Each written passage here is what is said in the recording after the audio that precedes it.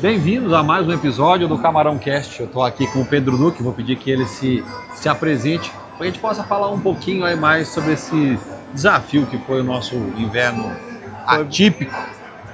Foi bem desafiador. Primeiramente, agradecer a BR Group por ter feito o convite, me dar essa oportunidade de falar um pouco do que a gente está vivendo, né? Parabenizar pelo trabalho que ela está sempre realizando. É uma empresa ainda jovem no mercado de aquicultura, mas que me parece que tem bastante coisa a oferecer, né? Tamo junto. Realmente esse inverno foi um inverno atípico, um inverno frio, um inverno bem longo e que desafiou bastante não vou nem dizer só a carcinicultura, mas a aquicultura como um todo. Recentemente eu tive conversando com produtores de tilápia, né, com o pessoal que trabalha com ração para peixe. Também foi bastante desafiador nesse sentido, né? Nós tivemos um inverno com temperaturas bem abaixo da média, um inverno extremamente longo, onde se modificou completamente a condição de água, né? Então não foi uma coisa específica da minha empresa, né? Em associações, a gente está hoje presente em 6... É a Carapitinga ou a Carapitanga? Carapitanga. Hoje a gente está presente mais ou menos em 6 estados e conversando com as associações de produtores, né, parceiros meus produtores. Isso foi uma coisa que se estendeu bastante, né? Não sei exatamente a que se deu, se um fenômeno chamado Laninha, El Ninho. Não sou meteorologista para falar disso, mas eu sei que a genética que hoje está disponível no mercado, que é uma genética muito voltada para o crescimento, e a gente tem visto bastante o camarão reagindo às taxas de crescimento, tendo crescimentos melhores, mas em termos de saúde ele sofreu bastante, né? Hoje eu diria que cultivar camarão é desafiar as patologias.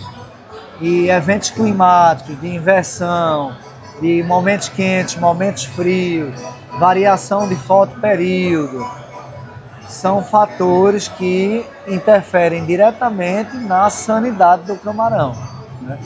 Faz com que você tenha que tratar melhor o seu solo, cuidar mais do seu camarão, fazer uma análise presuntiva, tentar entender o que está acontecendo, para muitas vezes pescar no momento certo, uma vez que seja identificado que você não consegue levar o cultivo dessa forma, e em outros momentos usar artifícios como probióticos, ácidos orgânicos, uma nutrição de melhor qualidade, uma maior densidade nutricional na ração, um cuidado especial com a água que está sendo captada para manter o camarão saudável.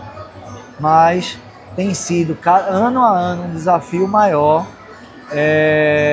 cultivar camarão saudável, né? E a gente, olhando para essas questões, claro, foi um inverno atípico, mas eu acredito que esse tipo de situação vai ser, infelizmente, cada vez mais comum. Acredito que sim. E aí, isso que você falou aí, tem todo um conjunto de parâmetros que você precisa olhar para que a própria atividade da carcinicultura se mantenha. É você olhar para todas essas questões que você fala aí, seja numa ração, numa qualidade de água, num pós-larva, como tudo isso aí tem que estar muito bem na mão de quem produz para que a sua atividade seja rentável. Há pouco tempo atrás, a gente não tinha uma genética boa no Brasil. Começou a se trazer genéticas de melhor qualidade, se trabalhar essa genética. E o que é que a gente está vendo? O camarão antigamente não morria, mas não crescia. Hoje ele cresce bastante, está aguentando transferência, mas morre, né? Quem sabe um pouco de genética, ele sabe que são grandezas antagônicas, resistência e crescimento. Se hoje a gente tem um camarão que é um carro de alta performance, um Porsche, uma Ferrari, que consegue crescer, que consegue desenvolver, ao mesmo tempo ele cobra o preço. A estrada tem que ser melhor pavimentada para ele poder crescer. Claro. E essa pavimentação ela vem em torno de suporte, lá de trás, né? E aí você chega num fator climático, é a mesma coisa de pedir para esburacar a estrada. Então a atenção que você tem que estar nessa pavimentação, que vem de uma larva de boa qualidade, uma nutrição melhor, o acompanhamento e o manejo, e principalmente probióticos, ácidos orgânicos, todos esses pozinhos de piripipim, acompanhando e preventiva, para que o camarão possa. Hoje não é incomum, dentro da minha empresa, você pegar um camarão que não está doente e ele vai sair com 10, 11 gramas em 50, 60 dias, com uma conversão alimentar de 700, 800 gramas de ração para 1 quilo de camarão. E aí, às vezes, o viveiro do lado apresentou um quadro de patologia, esse ciclo se estende por 20, 30 dias e você acrescenta aí de 300, 400, 500 gramas, além de uma taxa de sobrevivência aí de 20 pontos percentuais menor fácil. Hoje, para mim, criar camarão é cuidar de sanidade antes de qualquer coisa. E aí é um conjunto de fatores que você precisa estar de olho para que esse tipo de sanidade não vai afetar a tua produtividade, no final das contas, a tua lucratividade. Exatamente. O inverno, o frio, para mim, é o único fator que você não consegue controlar. Você não tem o que fazer. Já tentou se criar em estufa, é um modelo que está em quase desuso hoje, né? Está se voltando cada vez mais para o cultivo tradicional.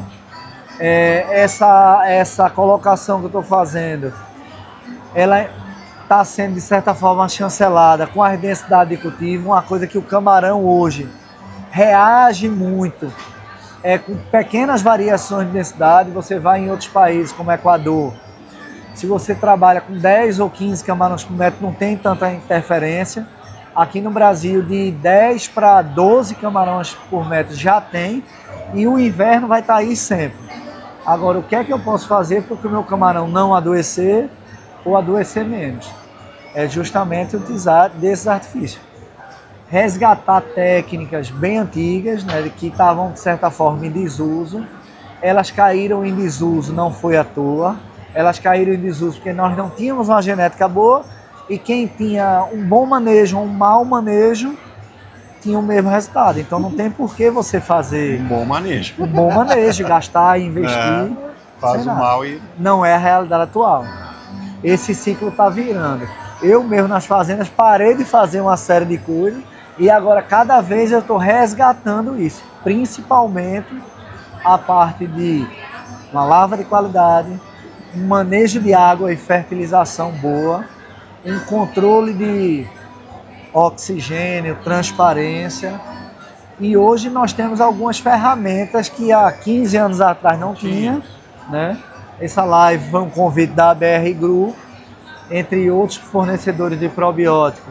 É uma empresa jovem, a gente está realizando testes muito importantes, mas eu não tenho dúvida que a produção com probiótico ela é fundamental para o cultivo de camarão. Você tratar o fundo do seu viveiro, para reduzir matéria orgânica, você ocupar os nichos ecológicos, para não ter bactérias patógenas se desenvolvendo, são fundamentais para estar bom e resultado de cultivo. Sanidade, que teoricamente você fica mais resistente a essa mudança toda que pode acontecer, seja de clima ou de outros fatores, né? Isso.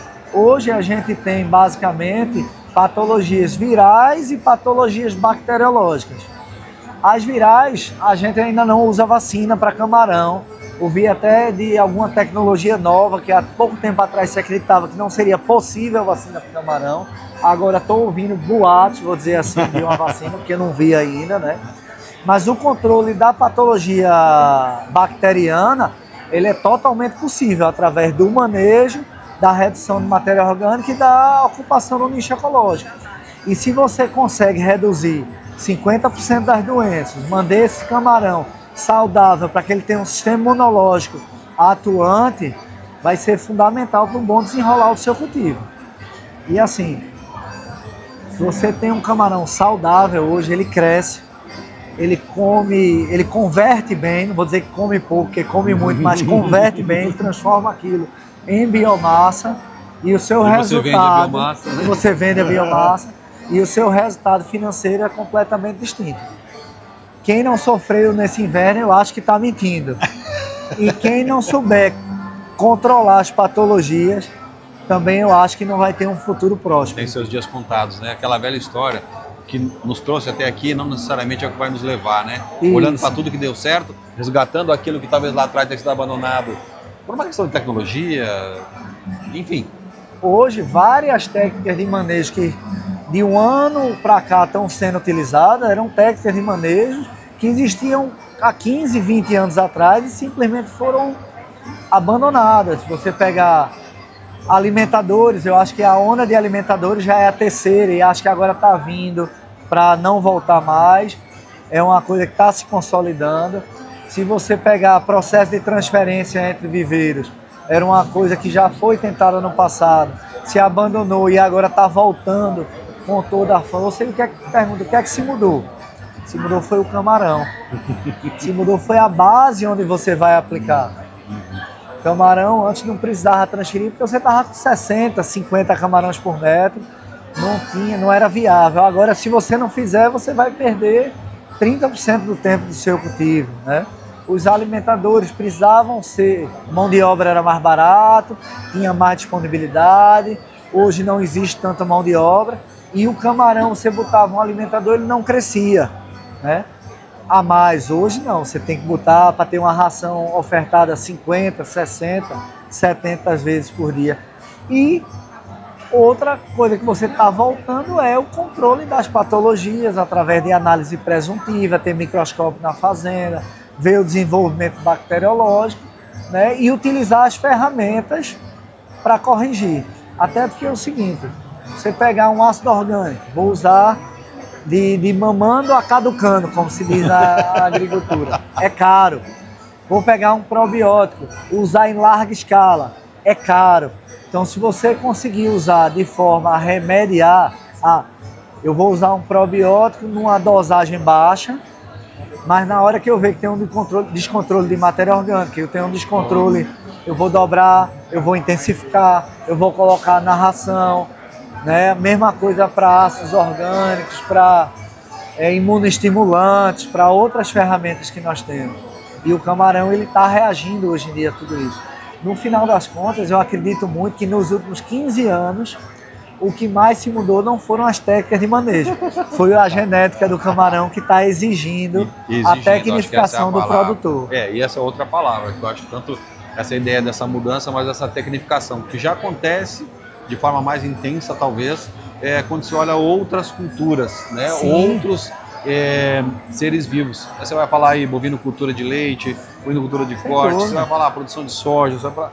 Tudo tem um processo que aqui, então, criar camarão não é simplesmente você ter uma água disponível, está tudo certo, vamos seguir, que eu vou dar conta de produzir. E uma indústria que se assemelha muito ao camarão é a indústria do frango, né?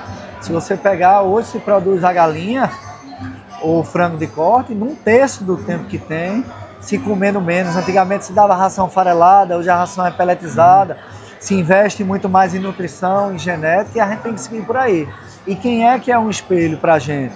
São os países aqui próximos, principalmente o Equador, né, que produzem 10 vezes mais do Brasil, tem mais área, estão mais tecnificados, né? Então, se você olhar para o que eles estão fazendo lá, eles estão usando exatamente esses modelos que eu citei, né? Essas ferramentas que eu citei, trazem essas inovações para cá e que são adaptadas para as ferramentas que nós temos, para a nossa realidade. Mas eles estão produzindo 10 vezes mais que a gente, mais barato do que a gente, né? Então, temos que estar olhando para ele e todas essas ferramentas estão vindo de lá, precisam ser utilizadas. Mais uma vez, conhecimento, informação é extremamente importante para que o setor dê conta de continuar evoluindo. Se não estiver ligado nisso, cabeça aberta, estudando, aprendendo, você vai ficar para trás. Você vai ficar para trás. E você nunca vai correr mais do que o leão. Você, no máximo, corre mais do que o seu vizinho que está lá, né? E alguém vai sobrar no final, porque o leão vai pegar. É isso aí, não seja você. Não estou querendo ser eu. Se Deus quiser, não vai ser.